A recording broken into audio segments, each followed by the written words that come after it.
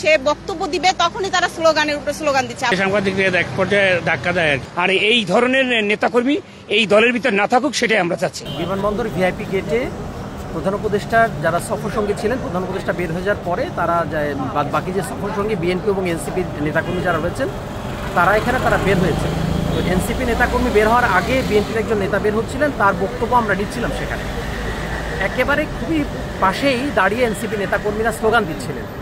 তো আমরা তাদেরকে অনুরোধ করি যে আপনারা এই স্লোগানটা দিয়েন না, আপাতত বন্ধ রাখেন, আমরা তো বক্তব্য নিচ্ছি, একবারে এক হাত দূরত্ব, সেটা কয়েক ইঞ্চি দূরত্বে আর কি।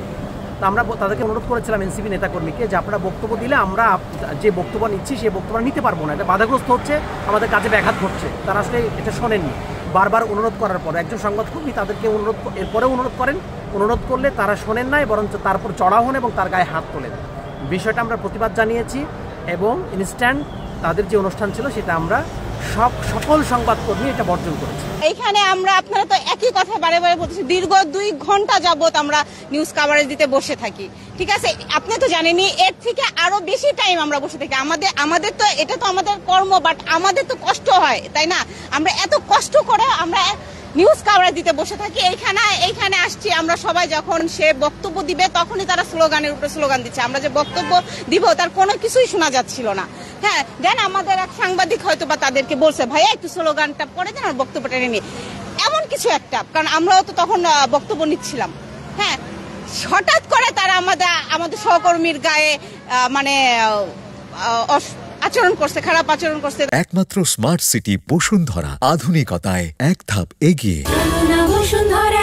বকাঝকা করছে, মানে তারা যে মনে করতেছে কি যেন মনে করতেছে, মানে তারা নিউজ মানে তারাও মানে সে যেতে চায়, হ্যাঁ ক্যামেরার সামনে তারাও যেতে চায়, বাট মানে আমি আসলে তাদের কথা আসলে বলে বুঝাইতে পারবো না। তারা নেতা হয়েছে, ঠিক আছে, তাদেরকে স্বাগতম জানাই, বাট এরকম করা উচিত না। এনসিপির যে নেতা মাত্র বের হয়ে আসছে, ও ব্রিফ করতেছিল, বারবার সাংবাদিকরা বলতেছিল যে চুপ থাকার জন্য, কিন্তু তারা চুপ না থেকে এরা ইনকলাব জিন্দাবাদ জোরে জোরে আরো বলতেছিল। মানে এক কথা সাংবাদিকদেরকে অপমান। হ্যাঁ, পররাষ্ট্রমন্ত্রী উপদেষ্টা আসছিল, ওই সময় সাংবাদিকদের এক পর্যায়ে ধাক্কা দেয় আর কি। আমাদের স্টার নিউজের যে সাংবাদিক বড় ভাই রয়েছে ওনাকে ধাক্কা দেয় আর কি।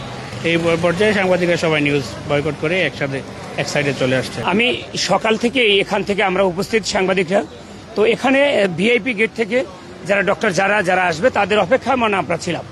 হঠাৎ করে এনসিপির নেতাকর্মীরা এসে এবং এখানে অজস্রভাবে স্লোগান দিচ্ছে।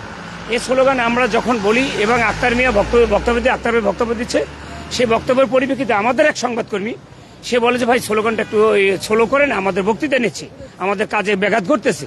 সে কথা না শুনে তার উপর চড়ো হয়ে এমনকি তার গায়ে হাত তুলেছে।